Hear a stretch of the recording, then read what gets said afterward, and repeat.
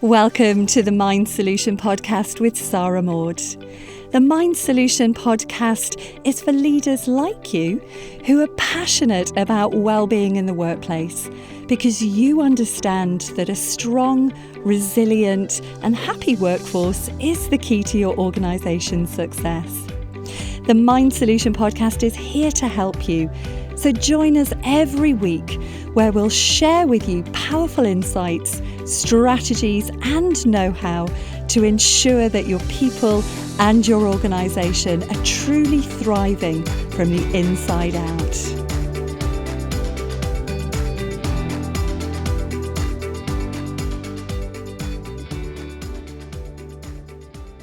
Hi there and welcome to another episode from the Mind Solution podcast. And I'm here today to talk about meeting culture and mental health. Now, from all of the managers that we've trained over the last 18 months, many have raised just how much of a challenge they're finding it to manage mental health within their people in a remote environment. And even those which have moved into a more hybrid working model or are moving into it into 2022, how they're still finding that a real challenge, especially for managers that manage global teams or national teams. So I want to just share some of the things that managers have been raising that they've been really struggling with and have been sharing with us in our management mental health training programs, and what our insights are about some of the tactics that you can put into place so that we can have these human experiences even when we're not in the same room with people. So some of the key things that managers have shared with us have been very much about, if I'm not in the same room as somebody, how do I have a conversation about mental health and well-being? How do I have that kind of grounded conversation of just, how are you doing today? How are you getting on? How was your weekend? How are the kids? Anything that the manager knows about what's going on in somebody's personal life. The kind of what we might term the water cooler conversations. And so many managers have said it's much easier to initiate those conversations when you are by the water cooler, or you're walking between meeting rooms, or you're in the kitchen and you're making a coffee, for example. It's felt like it's easier to initiate those conversations. And let's be honest, being in the same room as somebody, it of course has a different dynamic. And it's always going to have a different dynamic because, there are things that we can do in a meeting room which we just can't do online. You can give that person a hug, although technically we're not really supposed to hug. Or, you can put your hand on somebody's arm. We can engage in more physical contact that lets that person that we're speaking to perhaps feel more supported. So there's always going to be a different dynamic. But we have to face the fact that for a lot of organisations, we are going to be in this working from home, working remotely situation for the foreseeable future. So we need to start to develop new ways of connecting with people online. And for a lot of managers, they've shared how at the beginning of the global pandemic, that a lot more people were engaged with online meetings. A lot more people had their cameras on, they were visible, they were present. But if we fast forward 18 months, a lot of managers are saying that on Teams meetings now people aren't putting their cameras on. And they're just not quite sure what to do because they say, well, if people don't have their cameras on, how do I really get a good temperature check? How do I get a good sense that people, where people are, where their state of mind is? And again, if we've only got limited sensory input, then again, how do we know? How do we tell just by looking at somebody's face that they're what kind of state of mind that they're in? So if we're losing that, managers are asking the question, what do? I can't force people to put their cameras on. And then we've also got managers just wondering, if I'm not in the same room as them, How do I know from their body language what they're feeling? And all of these are really great, insightful points. So just breaking this down and unpacking some of this for you.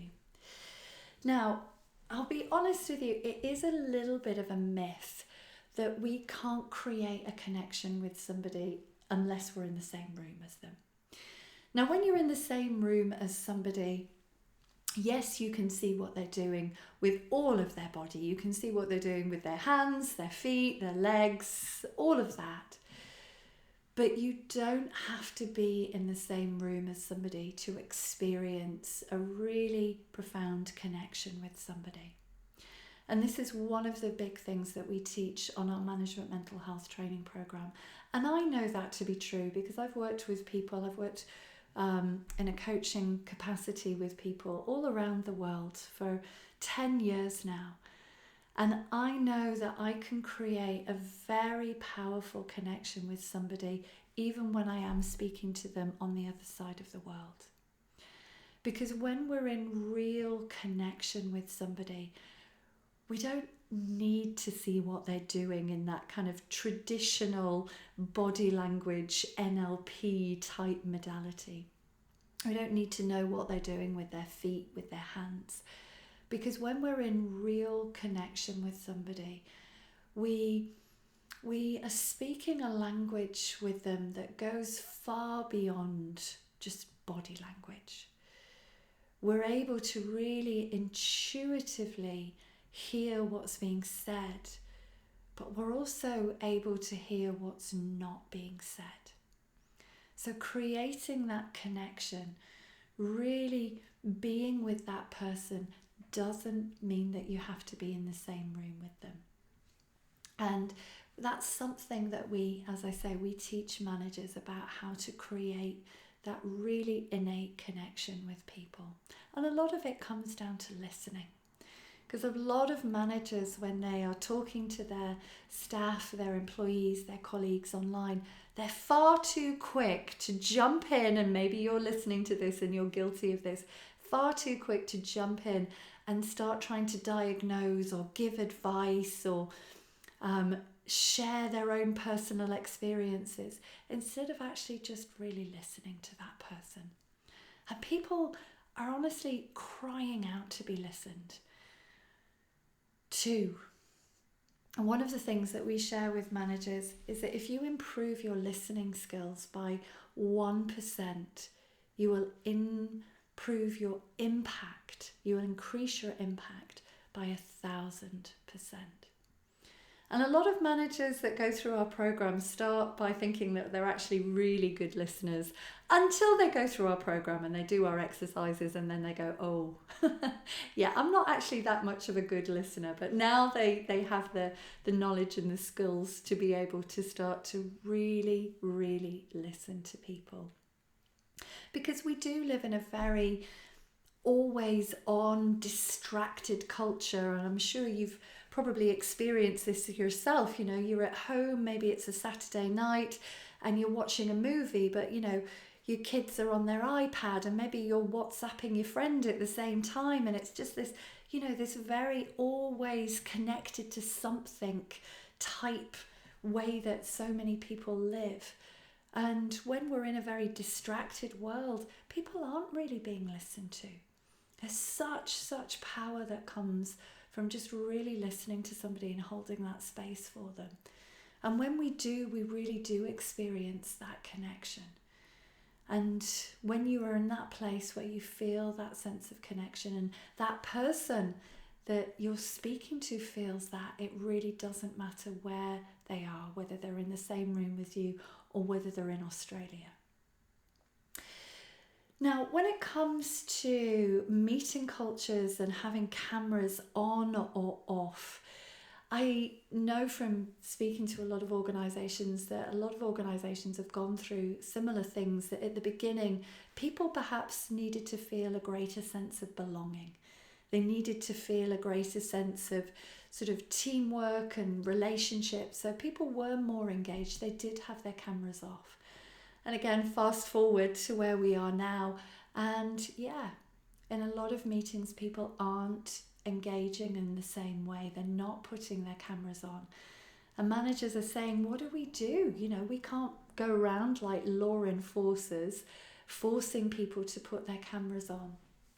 So what I would invite you to do as a leader, as a manager, especially as we move into 2022, we move into this hybrid working world, is to actually ask the team, what can we do to make our meetings more human?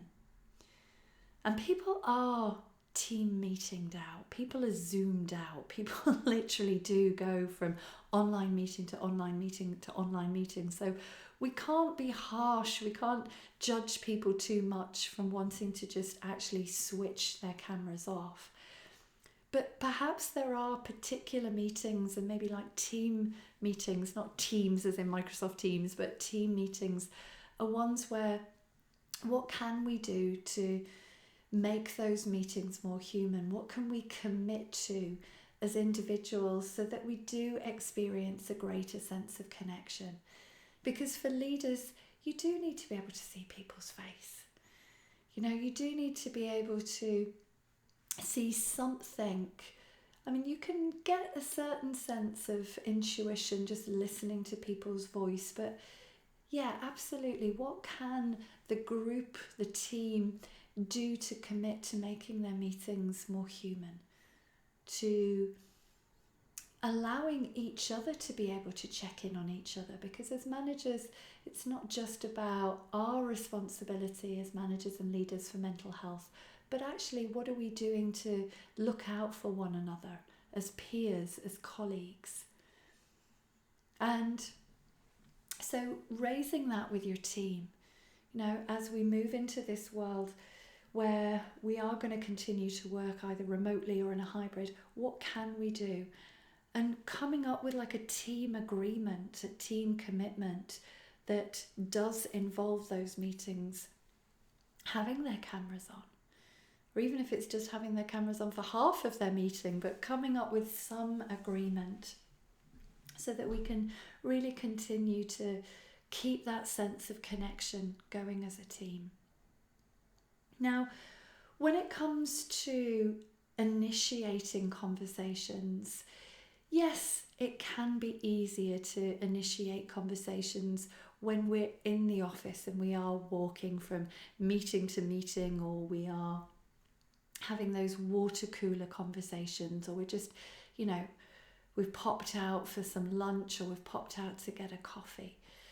So as leaders, as managers, we are going to have to adapt, because if we don't have the benefit of those informal ways and means and platforms of initiating these conversations, we are going to have to develop new ways of connecting with people. And a lot of managers often say to me, well, my team seem to be okay, which I'll be honest with you, I shudder at that. I absolutely shudder at that, because I'm like, you don't have to have somebody that is falling apart in front of you for them to not be okay. Because the truth is that people are often wobbling about any number of things underneath the surface, but they get good at hiding it. And they get good at hiding it because a lot of people are living in fear, a fear of some of the stigmas around being seen to be not okay. A lot of the stigmas around mental health, being seen to be weak, fears about being seen to be incapable, any number of things that get people hiding things. And that actually is often one of the reasons that people have their cameras off, because they are trying to protect themselves and hide away.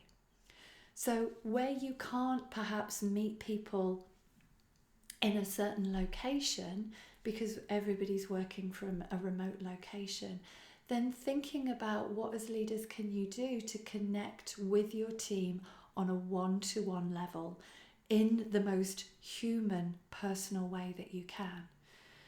And, a lot of managers openly, I'll be honest, they openly admit to just jumping straight into work instead of having that more informal conversation and building time, building a buffer of time in that perhaps at the end of your one-to-one, when you've talked about what's going on in terms of work schedules and deadlines and meetings and KPIs and all of that work-related stuff, is actually building some time to just check in with people on a weekly basis.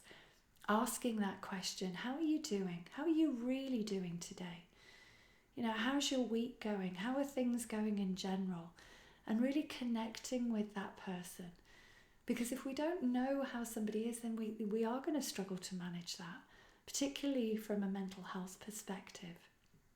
So really asking yourself, what can you do more of? I'm sure that there's a lot of people listening to this that are already doing some great stuff, but what can we do more of? And doing it on a consistent level, because consistency builds trust. And when we want people to open up to us, to feel comfortable, to feel psychologically safe in speaking to us, then we need to reflect on ourselves as managers and ask ourselves, what is it that we are consistently doing that lets people know that they can actually speak to us? So those are just some insights. I'd love to hear your comments about what you are doing around meeting cultures and connecting with your people. So do feel free to leave your insights in the comments box. But otherwise, we will look forward to joining you again for another Mind Solution podcast. But for now, have a wonderful day.